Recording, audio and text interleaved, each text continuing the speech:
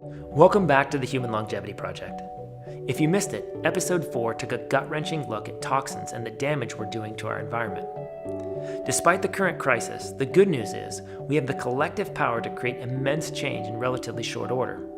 If we just become a little bit more mindful about the purchases and decisions we make each day, we can create a monumental shift in the collective health. And for those who purchase this series, you'll receive our action plan, which includes direct links to a number of high-quality, eco-friendly products that will immediately benefit your health and the environment. In episode 5, we're going to look at the natural cycles of the body, EMF, how to improve sleep, the benefits of heat and cold therapy, and the huge impact natural light exposure can have on your health. This is a fun episode with lots of groundbreaking research and insights. So much so that in 2017, a Nobel Prize was presented to researchers studying some of these topics. Let's get it going. Enjoy episode 5.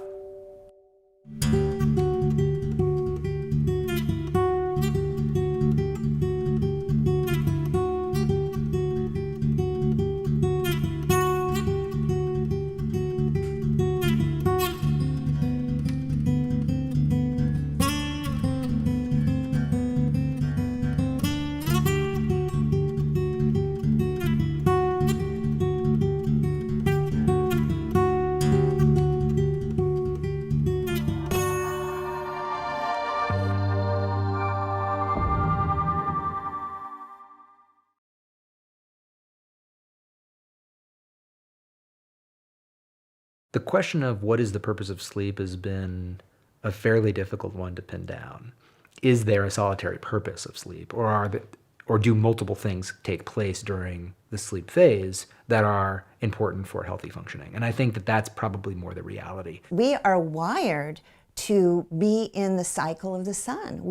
Our biology has a 24-hour cycle, and if we don't honor that, we don't have health. And so sleep is just not optional, it's not negotiable.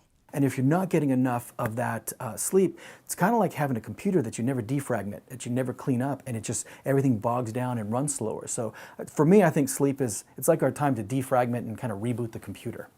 We know, for example, that lack of sleep or sleep problems, insomnia, is one of the biggest predictors of burnout syndrome and chronic fatigue. So that's clearly a big issue for a lot of people.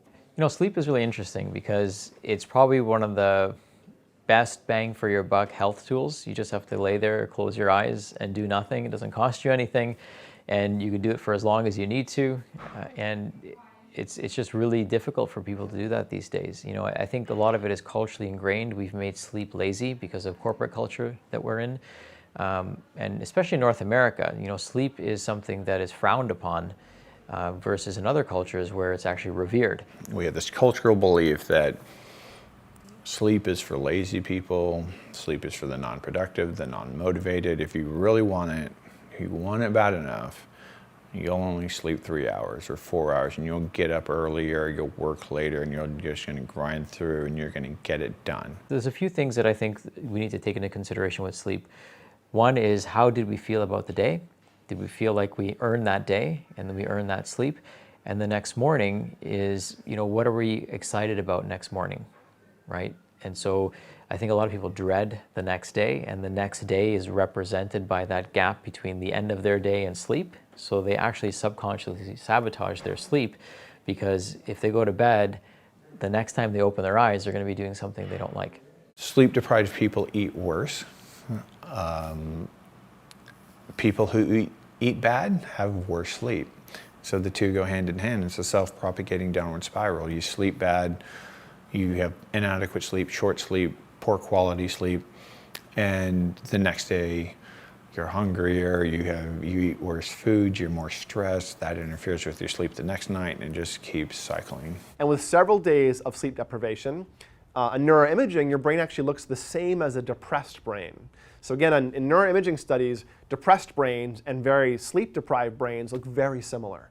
And there's something about sleep regulation that's also involved in mood regulation, attention regulation, and stress regulation. So sleep really is this foundation of the pyramid on top of which we build all of the other cognitive resources.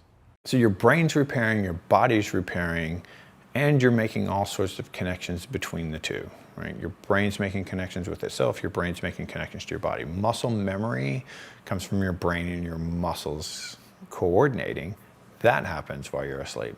Any skill any knowledge, anything you've ever learned, anything you want to master, when you're really mastering it, when you're really solidifying it, making it durable in your brain, making it durable in your body, making your body stronger and more resilient, is during sleep. One really important aspect of sleep is learning. You can't consolidate or move memory from short-term into long-term permanent storage unless you sleep.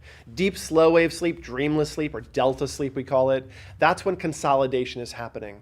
But also, it appears like the brain is actually washing itself like a car wash or an old-fashioned clothes washer in the agitation cycle. So cerebral spinal fluid, which is this clear fluid that washes the brain, literally washes toxins and metabolic byproducts out of the brain into the lymph system, the lymph and lymphatics tissues.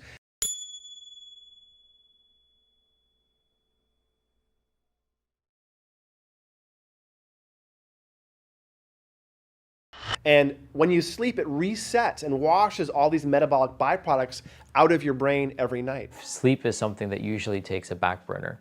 It's the end of our day, so unfortunately it gets the lowest priority.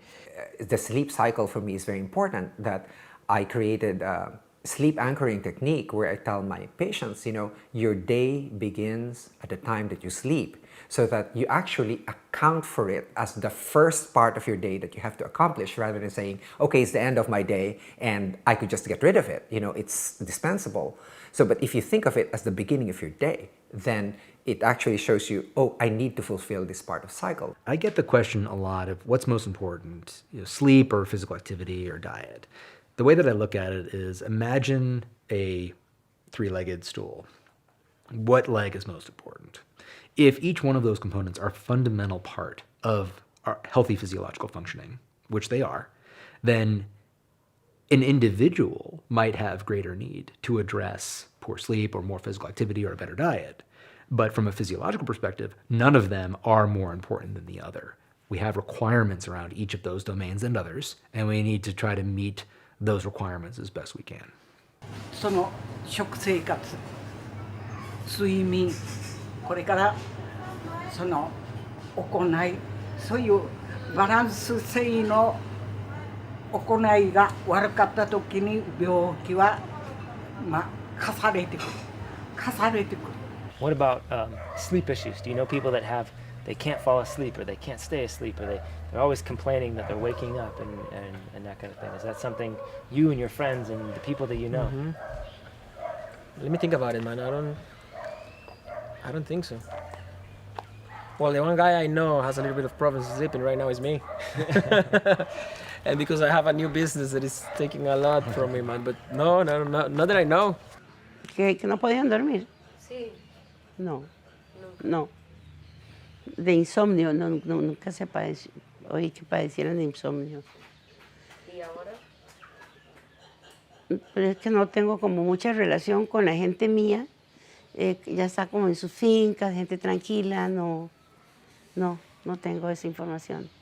It's not always possible, but to wake up at the same time every day, to go to sleep at the same time, to have regular rhythms of eating, this is so critical for people. And we are discombobulated because we have the light bulb, we have our screens and computers, which keep us out of the cycles of normal rhythm. We don't get exposed to natural light. We're exposed to artificial light late at night, which affects melatonin production and our sleep quality. So all these things are happening around us, but figuring out how to live in rhythm in a way that supports your biology is a critical aspect of health. The science of chronobiology has received a lot of press lately, and essentially because we as human beings have been slowly becoming insomniacs.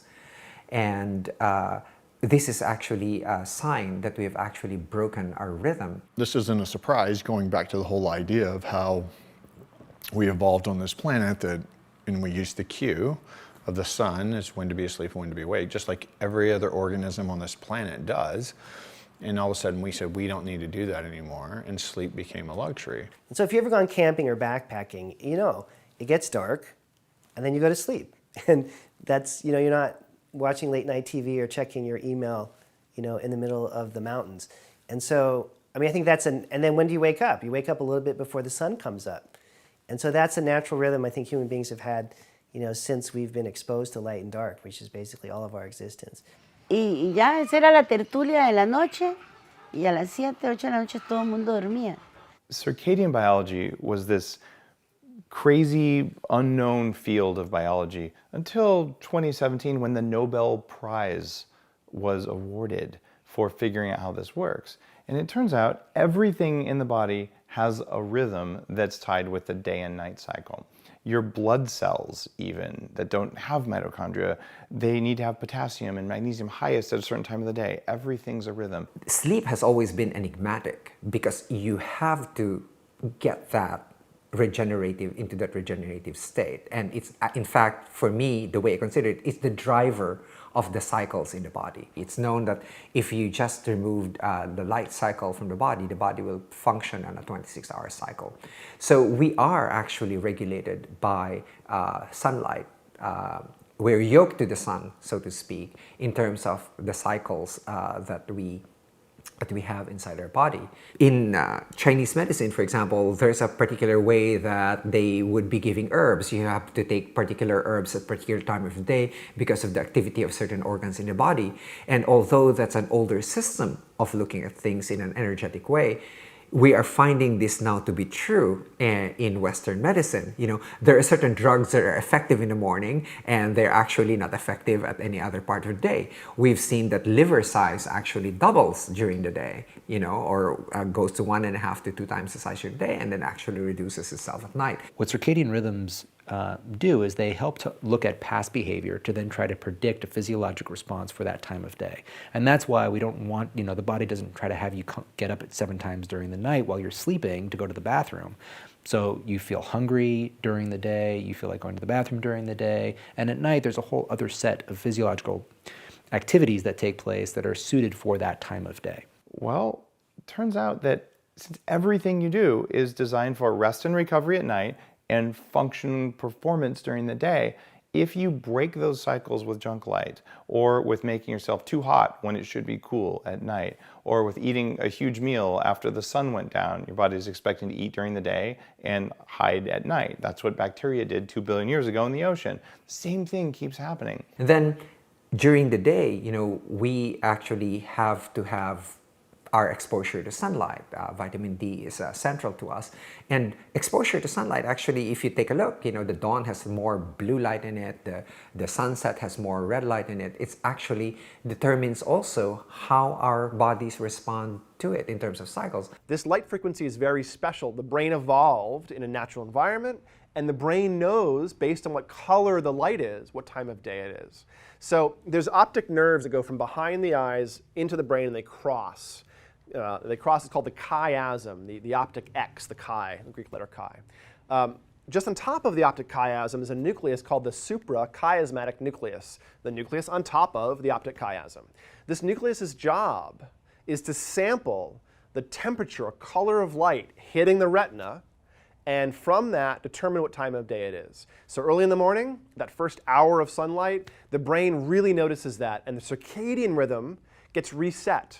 Now this is very critical. The circadian rhythm is not a fixed rhythm. It's a 24 to 26 hour rhythm, but it needs to be entrained or reset back to the Earth's rhythm, which we call the photoperiod, the light-dark cycle.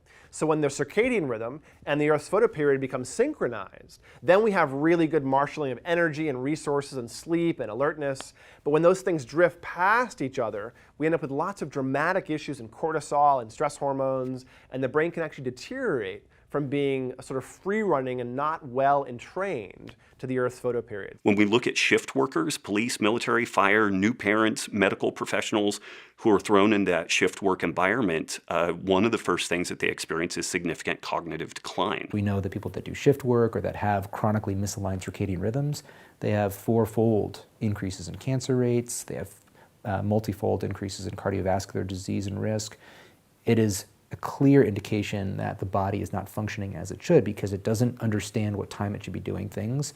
And so you have this misalignment that is affecting our health and our performance. And we know that it impacts memory, we know it impacts cognitive functioning, like executive functioning, and physiological processes too. And so to make sure you're getting the maximum benefits out of that morning circadian entrainment, go outside within the first hour after dawn and get some light in your face. And do this every day. 7 days a week, get up the same time of day. And this will teach your brain really strongly what time it is and cause a much stronger circadian entrainment against the Earth's photoperiod, which will keep you healthy much longer throughout your life. And there are certain cues that you can use to enhance the robustness of that clock. We know that movement and exercise in the morning is one strategy to actually allow for a well-regulated circadian rhythm. Does that mean you need to get up and do a CrossFit WOD? No, but it does mean that some kind of light morning movement, stretching, yoga, a walk in the sunshine is actually great for the circadian biology. They didn't have electricity, man, so literally the sun set and that's it. That was it for the day. They needed to blow the candle and go to bed. Because very early in the morning, Grandpa will just wake them up to go work the field. And they will probably happy. I mean, They seem happy. Yeah. Like even the older generations, Yeah. they seem to look back on those times and still with fond memories. 鶏がいますね。あれが朝4時にコケッコーと言ったら起きて、そして食事の準備して明るくなったら畑に行けるように、こういう世の中がいろいろと変わってきたのが今この世の中、アメリカの世の中に生まれ変わってきたんですね。Το πρωί ξυπνούσα και να πάρω βόλτα όλα αυτά τα ζώα που είναι απαραίτητο κάθε μέρα να γίνεται αυτή η δουλειά.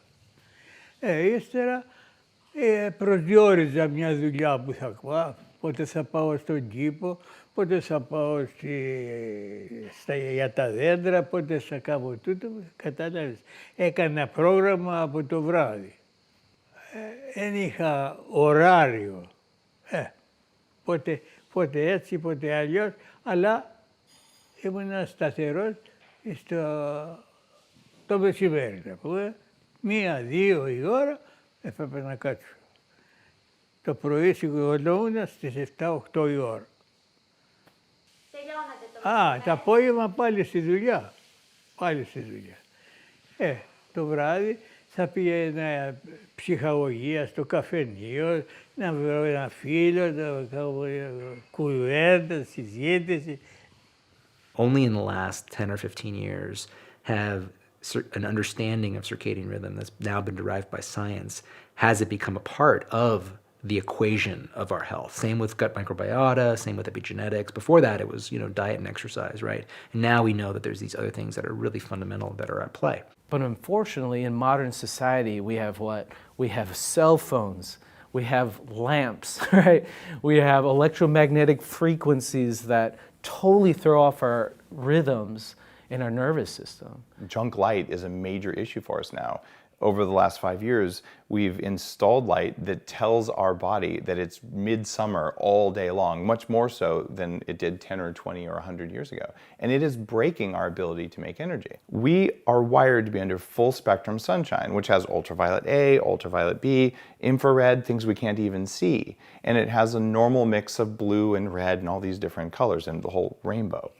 Well, when you go indoors and you turn on that new white LED light that's supposed to save a lot of energy, there is no heat. Your body senses heat and it's like, wait, something's wrong. I'm getting, I'm getting high fructose corn syrup from a light bulb. That's what's happening here. It is just an extract of the light that we need. And when you feed yourself only that extract, it's no wonder that your sleep quality goes down. It's no wonder that you don't make as much melatonin. It's no wonder you have food cravings at the end of the day. It's no wonder you're tired and cranky. Type 2 diabetes rates are going up. Macular degeneration is going up. These are functions of the light environment, which is shocking when you think about it. Inavame di lamba, plegame, balloname, le seduje sovradi. Vallame da ballo, madama, skati. Pies?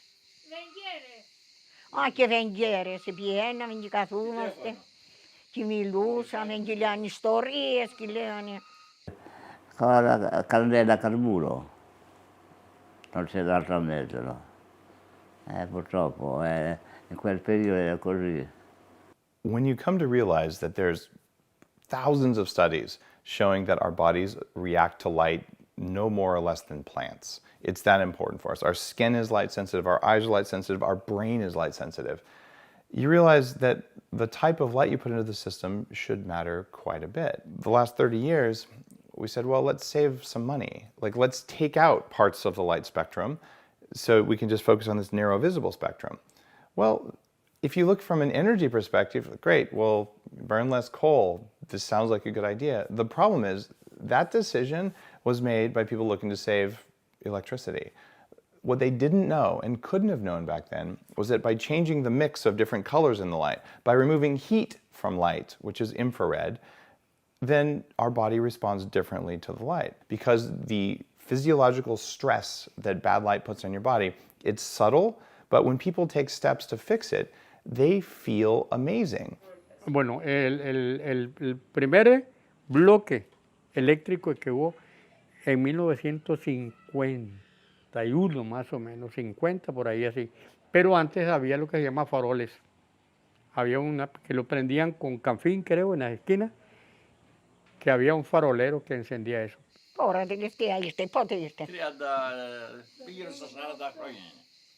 To Marina, podejranie to.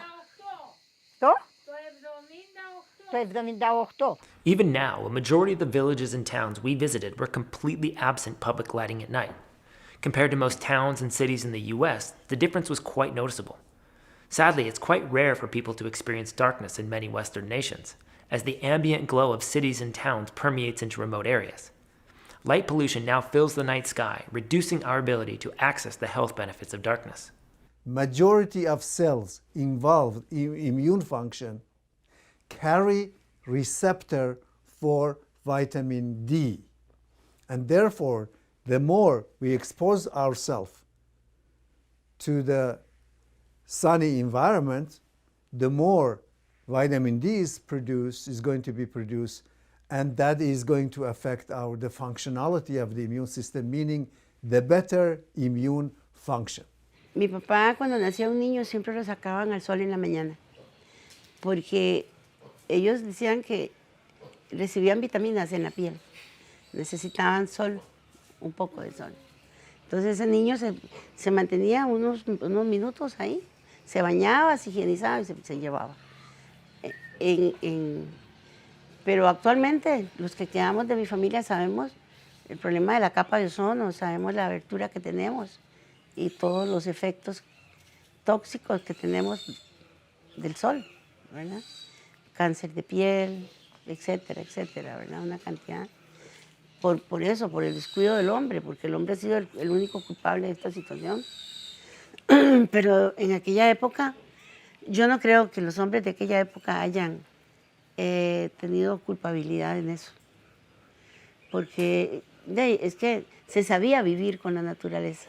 Ultraviolet has two major components. There is sun hits your skin, and that's UVA. If you have glass, between you and the outside world, then that's UVA that's hitting your skin. And what it does is actually it induces the production of ACTH.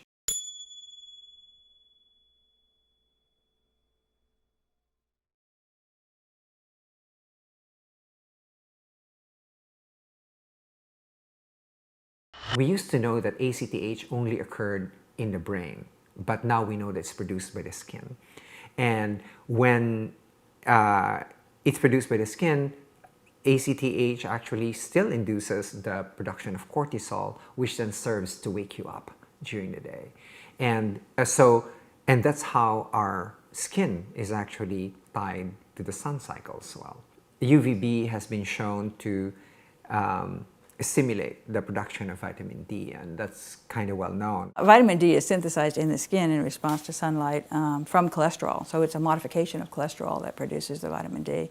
And when it's produced, then it's also sulfated. And so sulfate is also produced in the skin in response to sunlight. I've written papers about that. I believe that enos is the molecule that does that. Very interesting molecule. And when it's attached to the membrane, it responds to sunlight and it produces sulfate. And then the sulfate is combined to both cholesterol and vitamin D, and both of them are shipped out. So you're not getting just vitamin D, you're getting vitamin D sulfate, and you're also getting cholesterol sulfate in response to sunlight. And I actually think that cholesterol sulfate is the more important molecule.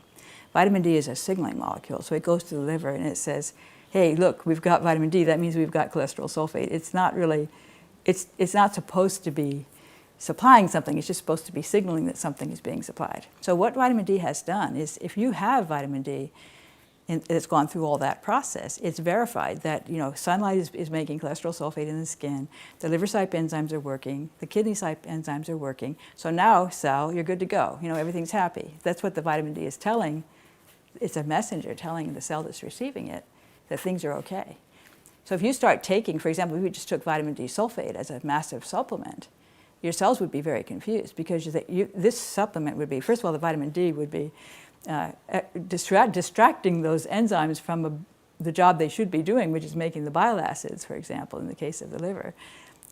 Because there's all that vitamin D, it has to turn that into, it can't do it without sacrificing its real job. So you don't want to have huge amounts of vitamin D that's supplied through diet, artificially, through a supplement. You want to be able to get the vitamin D through natural methods, because other things are happening along with it that are important. And if those things don't happen, the vitamin D is lying. When it sends a signal, it's lying. If you think about human history, if you are a blue-eyed blonde, then your ancestors came from northern cultures where you probably were wearing clothes. And if you come from an equatorial heritage, then your skin is darker, because nature is wise and gave you your own sunscreen and the melanin and the pigment in your skin. But we as Caucasians in a modern culture can't go outside for a few hours, mostly clothed, and expect to make adequate vitamin D. Look at tanning alone. The production of melanin is a photochemical process with regard to the amino acid tyrosine, and how that interrelates then to the production of melanin, a secondary biochemical, from only certain wavelengths of light that are exposed. So yes, an extraordinary topic, photobiology and its relationship to health. It's funny trying to sell people, what's one thing to do to improve their health, their longevity, their performance. And the funny thing that I recommend, even though I'm like the food guy, is go outside and get in the sun. And they look at you like you're crazy. They're like, okay, so I put on, sunscreen for that and a big hat. I'm like, no, get naked to the point that you don't disrupt your neighbors, and get as much sunlight on your person as you can. I'm a big believer in 15 to 20 minutes of sun exposure every single day. I'm always outside working out. I mean, I prefer that over the gym. A good amount of sun exposure every day is beneficial for the skin. I don't use a sunscreen. I'm not going to make a sunscreen, I don't think. People ask us about that all the time. I would rather stay away from the titanium dioxide, the zinc. You see some of these really toxic ingredients of sunscreens, and you're doing more damage than you are good for your body. They say that we're the first culture in history that doesn't worship the sun. We fear it. We hide. We put sunscreen.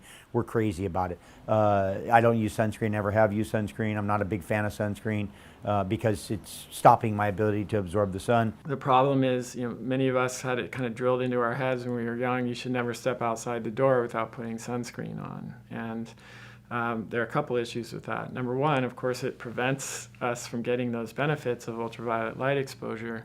But number two, a lot of sunscreens have been found to have toxins that are really bad for us. So in this case, we put all of that and then we go under the sun.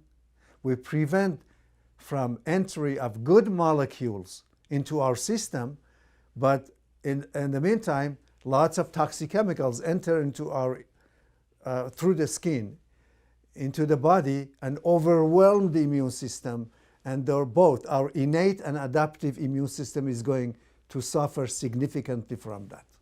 La crema naturale, un po' d'acqua, lavorata e si faceva la pomata. Si metteva un po' un pezzo di erba, si mescolava insieme e si lavorava e poi si faceva la crema. So the sun, of course, can cause skin cancer.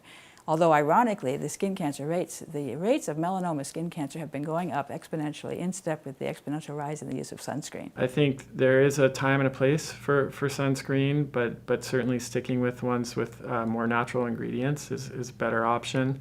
And even better, just using, limiting your sun exposure and using, long sleeves and hats and clothing to cover up once you've had the amount of sun exposure that's safe might even be the best approach. Bueno, yo le hablo con el hijo mío que antes no llevaba sol y sol, nadie le prohibía el sol, ni nada, que el sombrero sí. Y el mismo sudor de uno le mantenía fresco el cuerpo. Y ya llegaba uno del trabajo que fuera, si se quitaba la camisa y dormía un rato si tenía que ir a hacer algo, ya está. Eso era, no le molestaba nada. You know, we live indoors so much that oftentimes we forget that we evolved outside, and the sun plays this critical role in our metabolism. Light goes in through the eyes and communicates with the hypothalamus, which is kind of the master governor of our metabolism.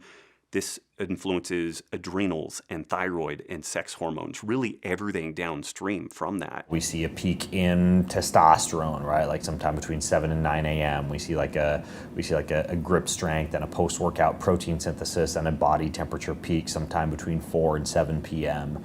We see a rise in leptin, like an appetite regulating hormone in the mornings. We see an increase in melatonin in the evenings. We see another surge of leptin while you're asleep between like 2 and 4 a.m. Like there's all these different hormonal cycles that are tied into that 24-hour biological clock. For example, when light hits your visual pathways, those visual pathways go into the optic chiasma, then they hit this area called the suprachiasmatic nucleus, that then hits an area called the habenular pineal pathway, and that starts to circulate melatonin.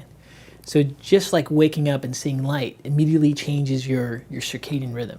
And it's something that doesn't happen day from day. It takes months and months to change that pattern. And then as you change those light visual pathways so you can sleep and release melatonin, there's another effect from the periventricular nucleus of the hypothalamus, which controls the hippocampal areas, and that controls cortisol rhythm. And in order for us to be healthy, the pineal pathway and the cortisol pathways have to work in synergy with each other. And this is why it's so important to like stabilize your blood sugar levels and sleep at the right time and get up and exercise at the time where you have the best peak activity of your awakeness and response. Those things make a huge difference. When light is, the certain tone and intensity of light is coming into the eye, it's affecting something called intrinsically photosensitive retinal ganglion cells, which are types of photosensitive cells in the retina that will communicate not to the primary visual cortex, but back to an area of the brain called the master clock.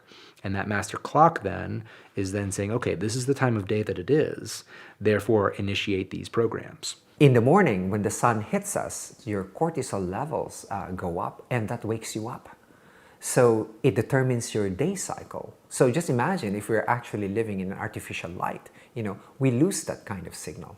And so does the thyroid hormone. The thyroid hormone goes up together with your cortisol to sort of like mark your wakefulness in the day. Melatonin will directly affect pancreatic beta cells to suppress insulin release. Insulin, as we know, will store glucose, right? So if you're suppressing insulin, it's going to actually help to keep blood glucose available in your bloodstream for longer. And right, you're going over a 7-hour fast.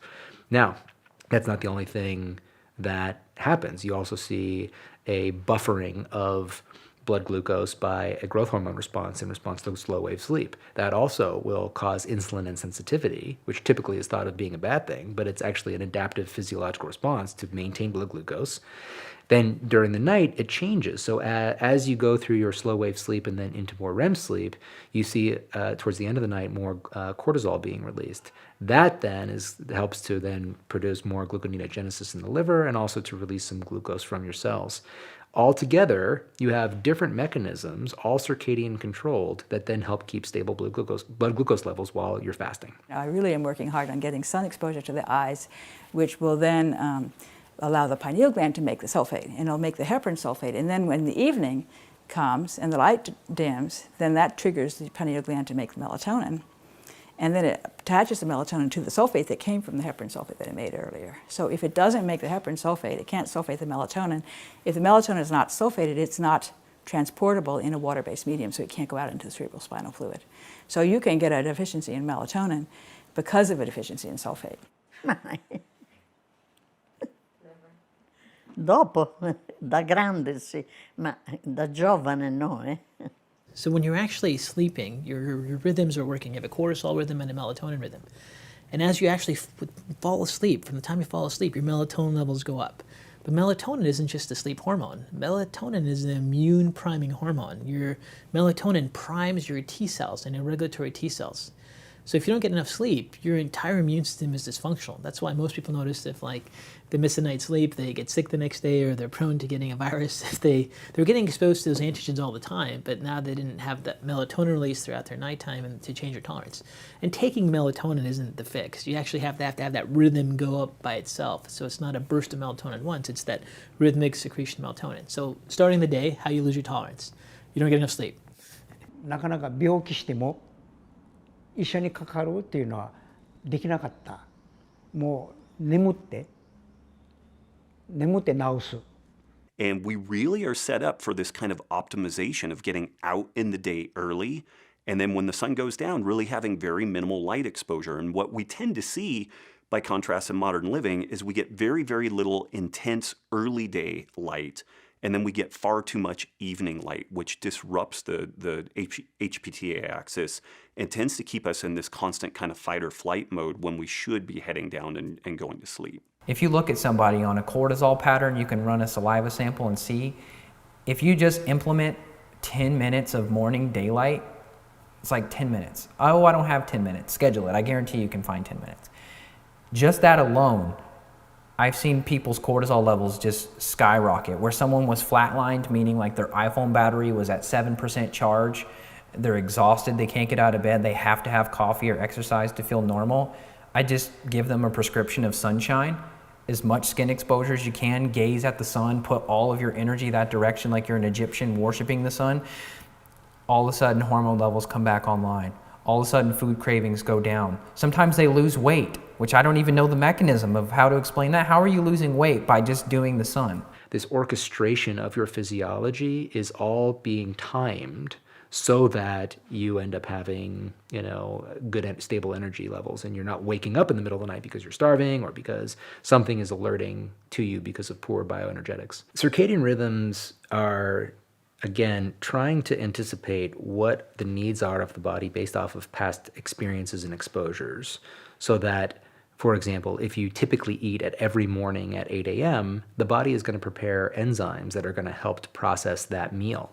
If you are eating a certain type of food every single day at that time of day, those enzymes are going to be suited for breaking down that type of food at that time of day. Bueno, la hora que tenía antes uno era a las 11. Y ahora come uno, no come una hora, come a veces a 11, a las 12. Y no come a la hora que tiene, a las 5 de la tarde. So food timing is very important. And there's the obvious things like we shouldn't eat right before we go to sleep. And, obviously we shouldn't eat right before we exercise, and we're going to be super, super physically active.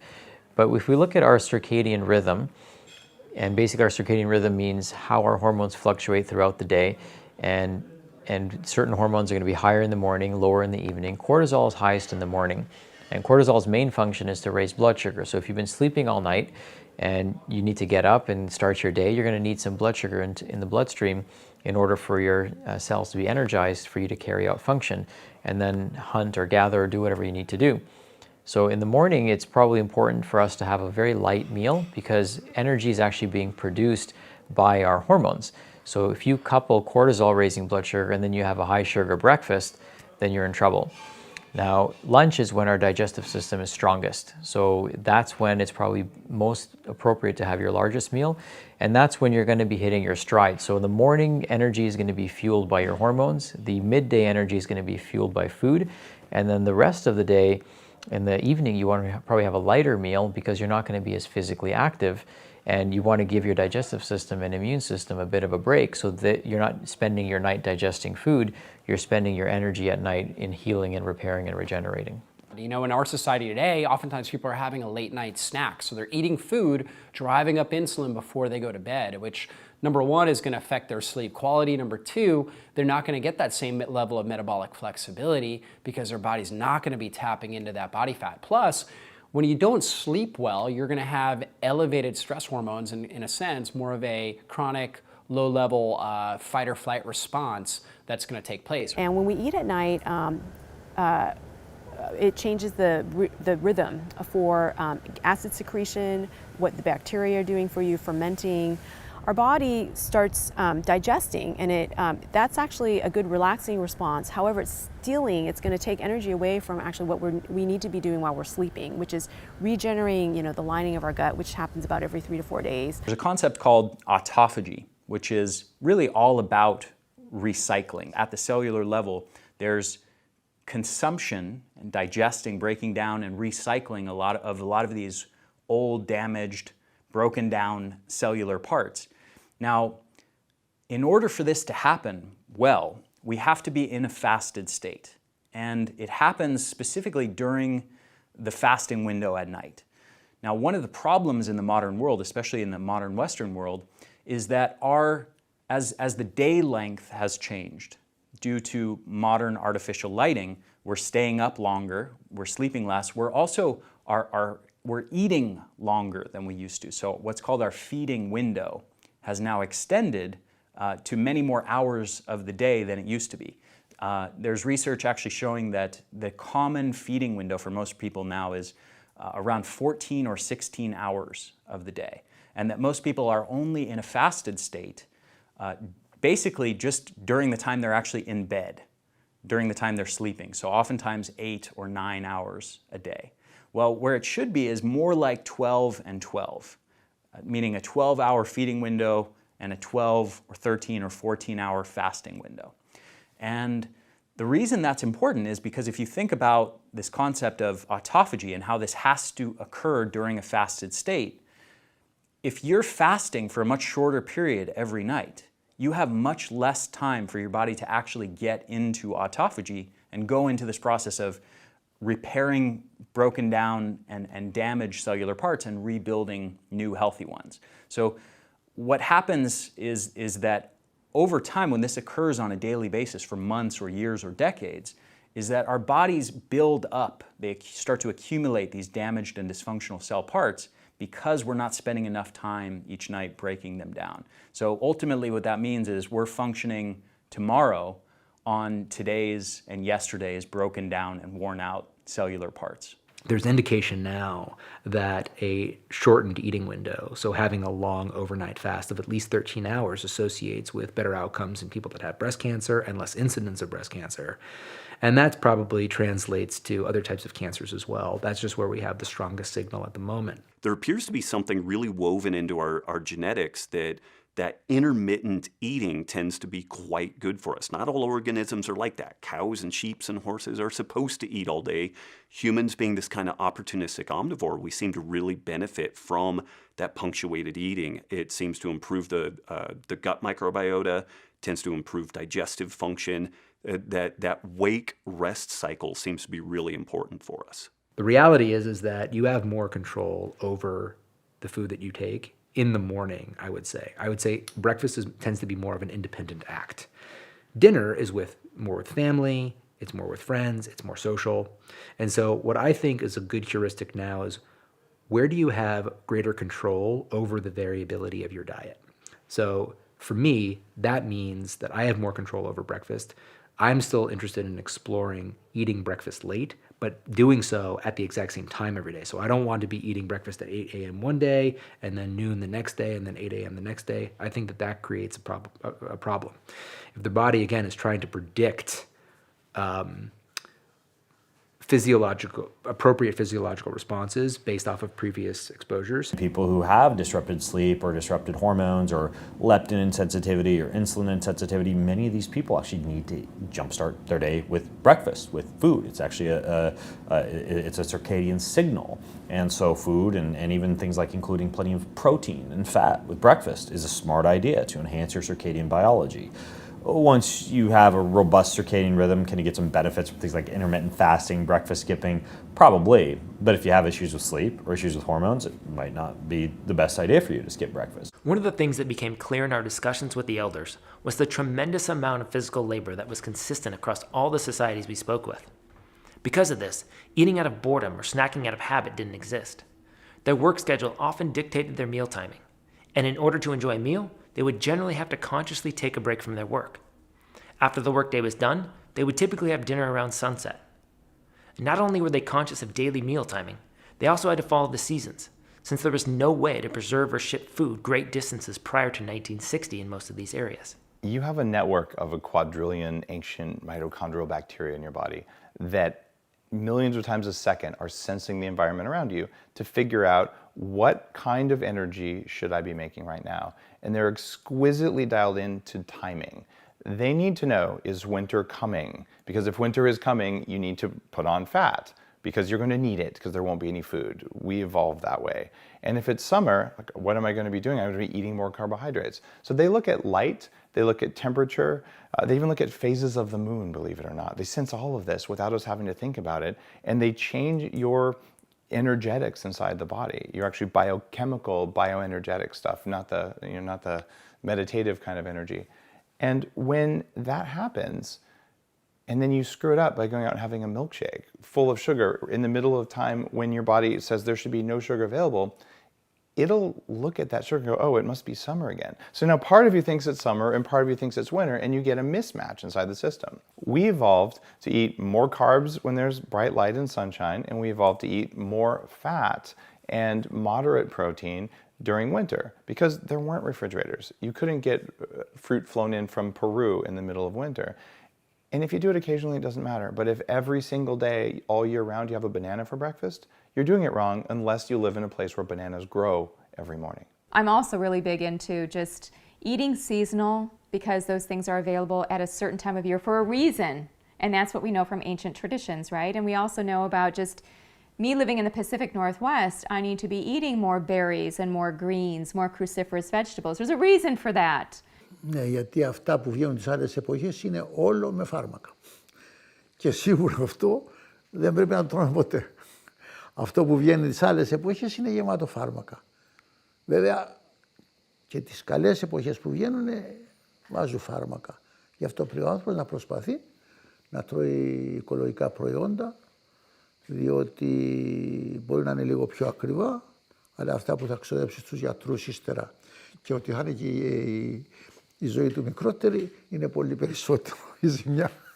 Και έτσι πρέπει να προσπαθεί να τρώει λοιπόν, να στρώει πιο λίγο και να είναι οικολογικό. One important aspect of growing your own food is you have a deeper appreciation for the seasonality of food and the quantity of food as well. So when these raspberry shoots start running up like this and they're producing berries, you know, I'm lucky if I get a handful every day in you know, September and August and some of those warmer months where the sun is out for very long. So it gives me a different appreciation for, you know, instead of going to Costco and getting the 5-pound bag for $9.95 of blueberries and throwing that in smoothies like crazy, even in the winter, it makes me really realize that, you know what, we need to be mindful about how much food we consume, even if it is quote unquote gluten-free or low carb, etc.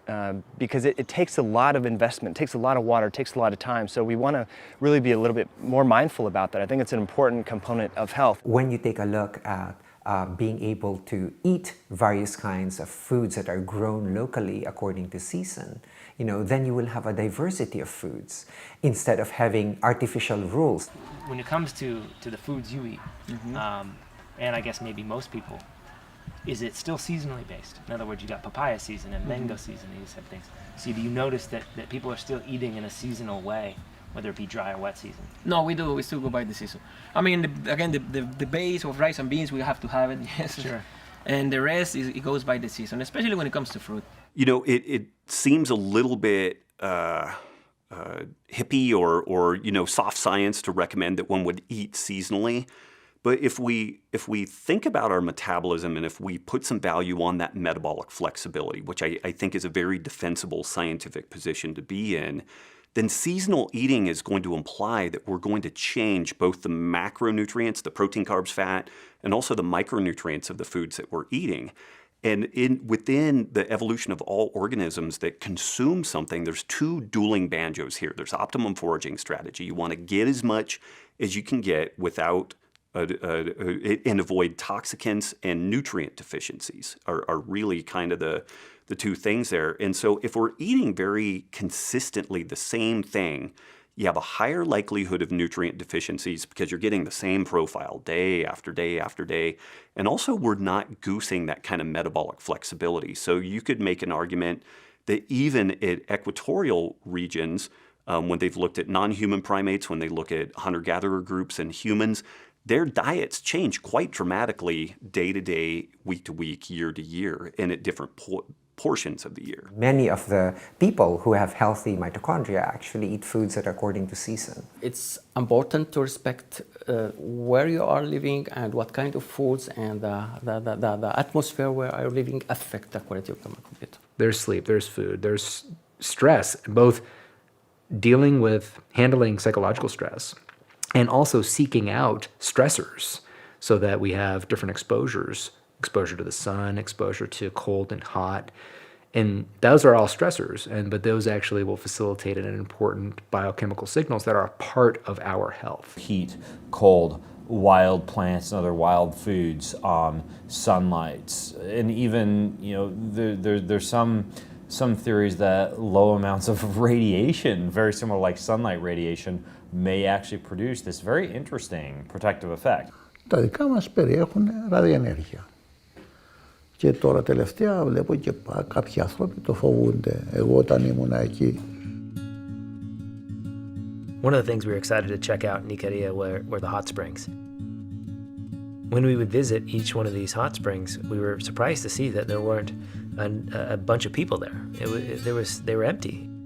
So much so to the point where we had to actually search to find one of the hot springs because there were no signs, there were no people, there was no infrastructure to support some sort of tourist attraction. So they still existed in their natural form, and it was amazing to be able to experience these, much like Icarians must have hundreds or thousands of years ago.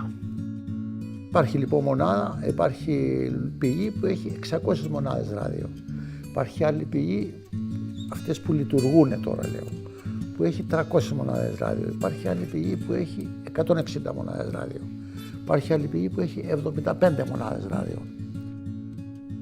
What we learned was that each one of them had different properties that they could be utilized for healing.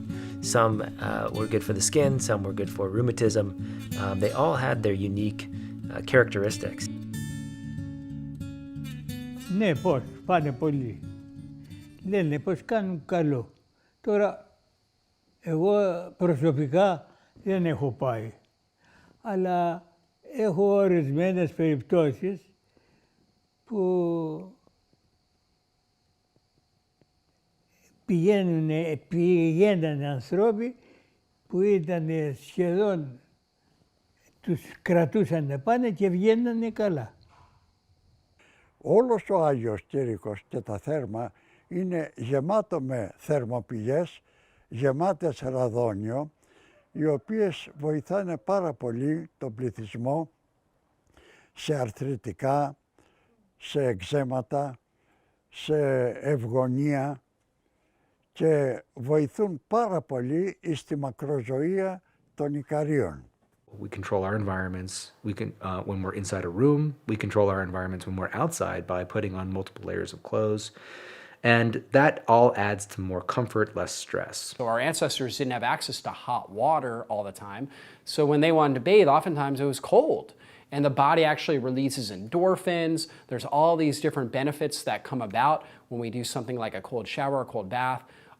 Same thing with sauna therapy or just being in heat. We know extreme heat can actually stimulate endorphins and stimulate all these different anti-inflammatory peptides within our body to reduce inflammation, to give us more resilience. You know, don't go outside when it's cold and you're going to catch a cold. That's probably true if you don't get cold exposure often. But if you do get cold exposure often, then you're actually building resistance. You're building resilience. And that's a part of our health, is to build resilience. Small, moderate excesses of cold, getting yourself to the point where you're shivering, where you're expressing fat-burning hormones like adiponectin and irisin, or engaging in heat stress like a daily sauna or a weekly sauna where you're producing a lot of heat shock protein, great in small amounts. We do know cold exposures will trigger something called heat shock proteins and also cold shock proteins. What these do, these are chaperone proteins that will help to prevent protein aggregates. We know Alzheimer's disease builds up a protein aggregate called beta amyloid. We also know that they will add to stress resistance. I start off most days with a little bit of hot-cold contrast, right? Like I'll do like a hot-cold shower if I'm traveling. If I'm at home, I'll do like an infrared sauna where I get a good sweat on, and then I'll go do a cold soak, right? And I don't expose my body to excesses of cold because I don't actually want that added stress, but for a couple times a week where I might do a longer cold soak, like swim for 15 or 20 minutes in a pretty cold pool. Everybody has a version of the heat, and somewhere in there people have the versions of the cold that have been being used. But thermoregulating is, you know, that's the master system. That's the one that keeps us in equilibrium. I have had a relationship with cold for a real long time. I always loved how invigorated it made me feel when I swam in the river. I grew up swimming in these rivers of mountain water in the shade, you know, like I said, just in your surf shorts. So if I start with like a 5-minute ice to begin with, then I can stay in the heat. I'll stay in the heat for 30 minutes, you know, before I come back out. First of all, immediately you feel it's doing something. Like you just, however you want to take it, you go, hey, this something's happening here, and then you start to crave it. Sauna without a cold plunge is not a sauna for me, because the good solid research on health improvements is by doing the combination of hot and cold, not just the hot like we Americans do. We like to do the comfortable hot thing, and then, you know, we rest afterwards, and then that's a sauna. No, the sauna is you go in the hot, you chill out a little bit, you go in the cold plunge, and you chill, and then you go back in. And heat and ice is probably the simplest way, besides breathing, that you can stress the system. Are you going to probably produce some immune system issues if you sit in an ice bath for an hour a day? Probably. Are you going to be electrolyte deficient and possibly even cause some cellular damage due to excess heat production if you do like a sauna for 2 hours? Probably. But these things in small amounts actually confer a pretty profound protective effect. Through modern building practices, we've really lost the natural exposure to seasonal temperature fluctuations. The hormetic effects of even moderately hot and cold temperatures can really improve the health of our mitochondria. And as we saw in Greece, even low levels of radiation appear to be helpful. But how about the current levels of radiation created by technology? It's only been in the last 20 years or so that many of the villages we visited in Costa Rica, Japan, Italy, and Greece have started to incorporate technology in the way of cell phones and the internet. And while their presence is growing, the elders we interviewed still had virtually no relationship with these technologies.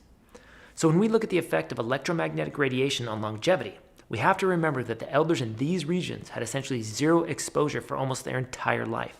So in nature, you have certain types of natural EMFs. So saying EMF is dangerous is not accurate. You have UV radiation, for example, that you need to produce vitamin D that supports your immune system, that protects you from cancer, all sorts of things. So that's important. If you get in the sun for too long, you get burned. So UV can do harm and can do good.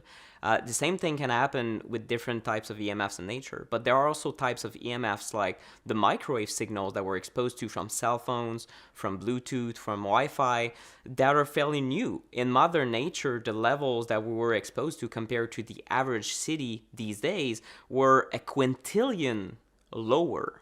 We know that heavy exposure to Wi-Fi can affect your calcium channels on your cells, your voltage-gated calcium channels, and actually affect the electrochemical membrane. The body is a human battery, and it's actually not meant to be exposed to very high levels of, for example, Wi-Fi signals or cell phone signals or pulsed magnetic fields that are in the frequency of thousands or hundreds of thousands or even millions of hertz compared to the 3 to 100 hertz that we might get from the earth or from water or from the ground. When we're looking at health and science, often we forget some of the most fundamental building blocks of how biology is in fact created.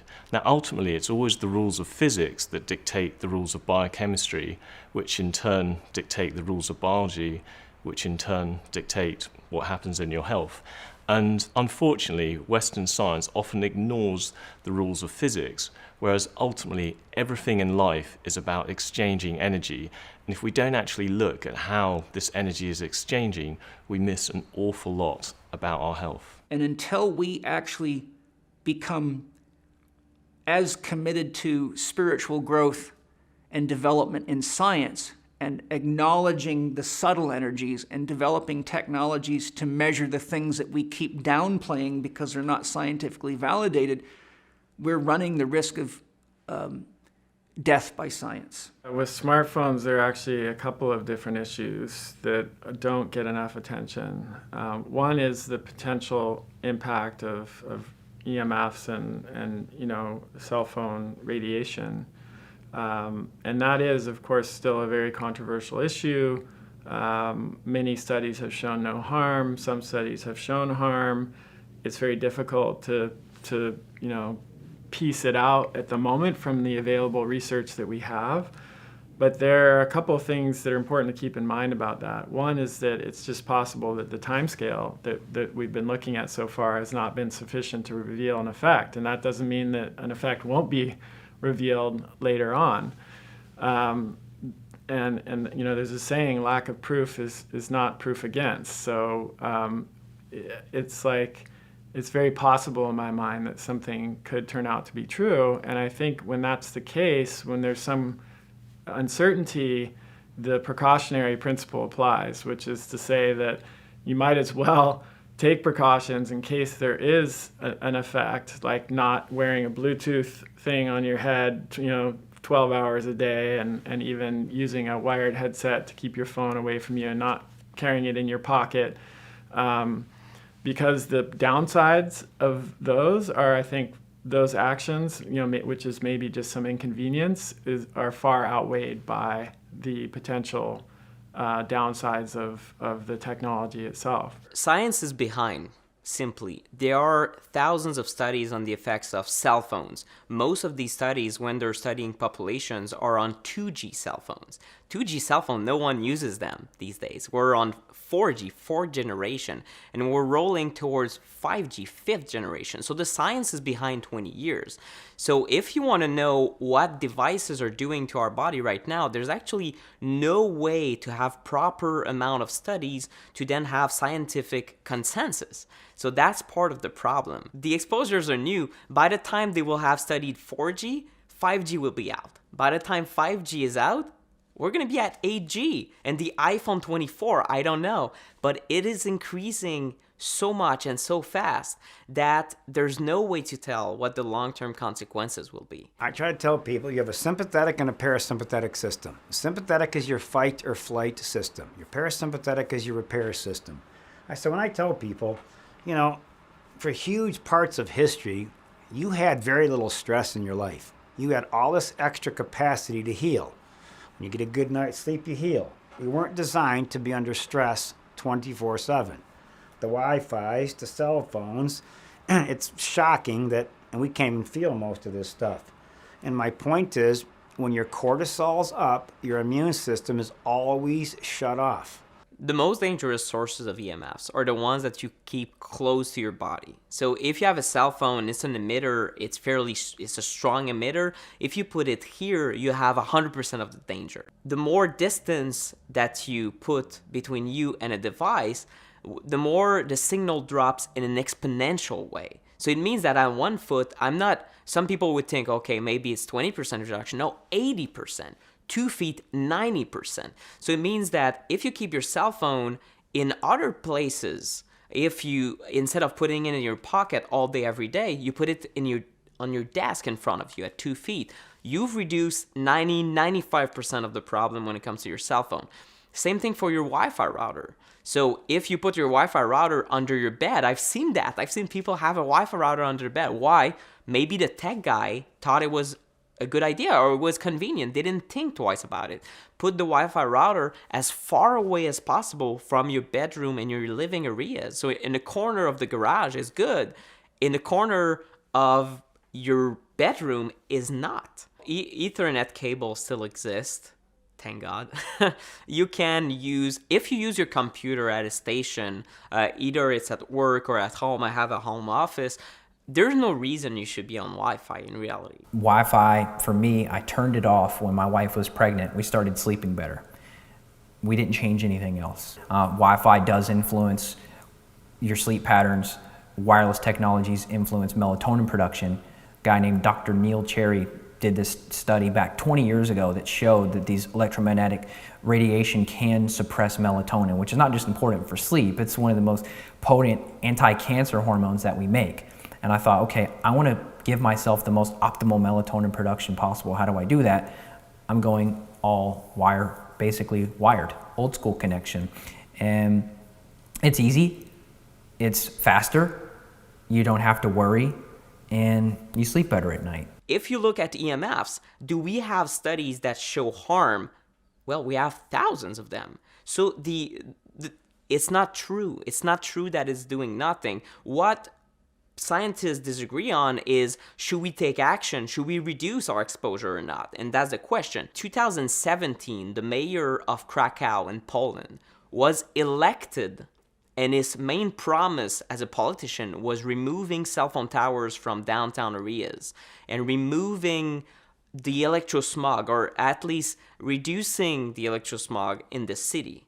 People were in the streets. Just like you see a march against Monsanto in the States, you see a march against EMFs in Poland.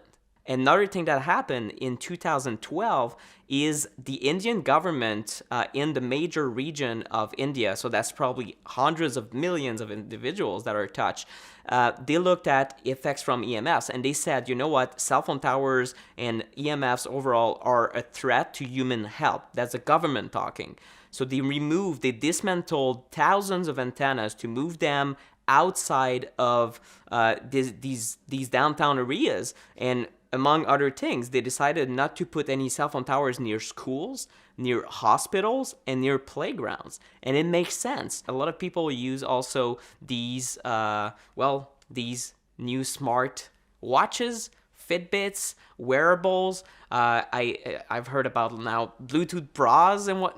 There are some crazy things happening. Well, these things are also adding to your exposure. So unfortunately, I know a lot of people are almost married to their Apple Watch and this and Fitbit. Well, it's always constantly pulsing, and that's in your major arteries. So I can tell you it's harming you, but there's pretty good indication that it is not making you any healthier, which is kind of ironic because these things are supposed to track your health. Mr. Christopher came in here with a low smoldering leukemia. He was here for back and neck and some other problems, and as I kept asking him questions about his life, when I got to the electric blanket, really, how long have you had electric blanket? Well, 12 years. How long have you had leukemia? 11. I said, his dad, he said, it's funny, my parents give us a new electric blanket for Christmas every year. So, shut the electric blanket off, his leukemia shut off that day. So the closest people live to a cell phone tower, at least in multiple studies, the sicker they are. And that's just an overall statement. It's basically you're going to see a couple symptoms happen the closer you get to the tower. So at 50 meters, which is it's in your backyard, they were seeing the biggest increases. And then the more people moved away, the less symptoms they experienced. The three most pressing or frequent symptoms were fatigue, insomnia, and depression. I had a Parkinson patient. I was taking care of him for 20 years. He was doing beautiful. And suddenly he started going down, and he was dead within 6 months. I didn't know what the hell was going on. I went to the house. Somebody had installed a smart meter, and that was within days of that, he started going down and was dead in 6 months. Hitting airplane mode as frequently as you can, especially when you sleep, because this is when you want to heal from all the other EMF that you're getting in your environment, from everything that's aging you, everything that's stressing you out. It will go away during your sleep. Shut down the Bluetooth. Get the Wi-Fi router out of the room. Get off the laptops. Get the TV out. Get the DVR out of the bedroom. It's easy and it's free. All of those things I just mentioned, those are free, and those can improve your sleep, your health, 50% within 3 weeks for me. When I cut off the Wi-Fi, I started sleeping better. When I cut off the breaker, my daughter, who was sleeping in our bedroom, who's not influenced by placebo effect, she was maybe 14 months at the time we did this, she was waking up every hour. We cut off the breaker. She started sleeping through the night. lifestyle change. Number one, switch off the fuses at night. If you can, get a wired connection to the internet and get rid of the Wi-Fi altogether. Minimize the use of the cell phone on the head. At least do texting. Use a traditional landline whenever you can when you have a choice. These are some basic discipline things that everybody can do. Thanks for checking out episode 5 of the Human Longevity Project. Let us know what stood out to you the most in this episode in the comments below. I hope you've been enjoying all the content so far. The hard part for us was knowing that we had to trim 100 hours of amazing health information from our experts to less than 12. Not to mention all of the incredibly inspiring stories and insights that we collected from the elders around the world. We already know that people across the globe are living into their 90s, 100s, and beyond. We know that they do so practically free of chronic diseases that plague our modern societies. And we know that if more people had the information we uncovered from these remarkable people, as well as our amazing experts, we can all live happier and healthier lives too. We saw firsthand people living long, fulfilled lives. They were active and they were filled with joy, purpose, and gratitude. We want that for you as well. And as you'll see in this next episode, one of the most important factors when it comes to health and longevity is a healthy childhood. That's why we've made it our mission to improve the lives of 1 million children. We've partnered with several organizations around the world in order to make this happen. These organizations build birthing centers, train skilled birth attendants, and educate communities on safe motherhood. They also provide portable incubators that have already saved the lives of nearly 300,000 babies. By purchasing this series, you'll join our community and will be helping to save the lives of mothers and newborns in developing nations that don't have access to the care they need to survive complicated births. Click the link below to join us on this very important mission. Remember, there are just a few days left to get the entire series, all of the interviews, and other bonuses for more than 50% off. Thank you for watching, and I'll see you next time.